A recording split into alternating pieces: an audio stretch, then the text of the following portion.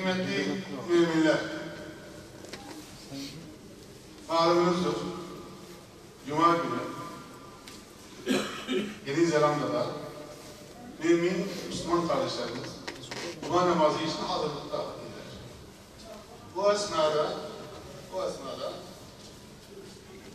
hünharca, sinsice Hristiyan birisi tarafından camide, iki camide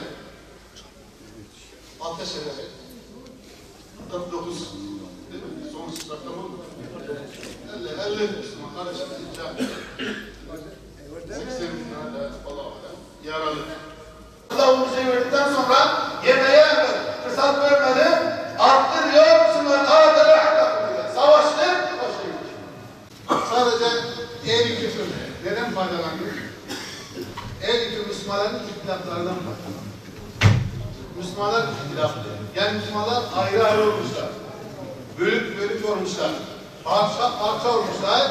Ehli küfür buradan istifade ederek Müslümanlara bir şekilde hakaret edip, tecavüz ederek çünkü her tarafından perişan etmişler. Mesele onlar. Maalesef onlar derman olmaz. Allah diyor ki وَاَعْتَسِمُوا بِحَبِّ اللّٰهِ جَمِيعًا وَلَا تَفَرَّقُوا. Evet. وَاَعْتَسِمُوا بِحَبِّ اللّٰهِ تُبْكَكُنْ Allah'ın ipine sarılın. Tubkekun bak. Allah'ın ipinedir Kur'an-ı Azimüşşan'dır. وَلَا تَفَرَّقُوا. Neydir? Müslüman çoğuldur. Müslümanlığı ayrılmayın, parçalanmayın, gücünüz gider. Ey sizlere beraber çağırın. Evet. Müslümanlar bir olmadığı sürece yeryüzünde böyle perişan olacaklar. Demeyin şu anda mesela Ali Hüseyin Veli değildir. Mesela Kur'an'dır, Allah'ın kelamıdır, İslam'dır. Kur'an'ı ortadan kaldırmak için, Müslümanları yok etmek için, Müslümanların mallarına göz dikmişler, Müslümanları yok etmek için şu adamlar eline geleni yapıyorlar. Fakat ne yazık ki Müslümanlara hala ne şuur var, ne düşünce var, ne fikir var, ne çare arıyorlar. Herkes diyor bana dokunmayan inan 1000 yaş için bu şuurdadır. Nesâ-i billah.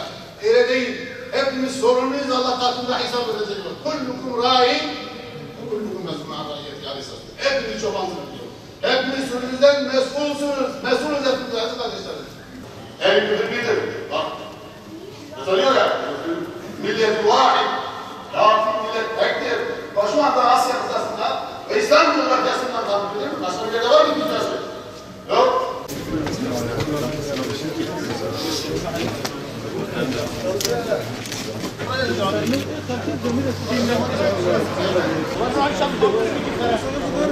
Agar şafınızı alın böyle.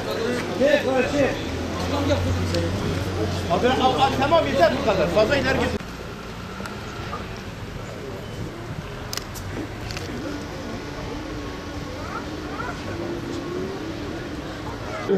أعوذ بالله من الشيطان الرجيم بسم الله الرحمن الرحيم الحمد لله رب العالمين والصلاة والسلام على خير خلق محمد وعلى آله وصحبه أجمعين. الله أكبر الله أكبر الله أكبر الله بالله لنا ولنا. السلام عليكم ورحمة الله. السلام عليكم ورحمة الله.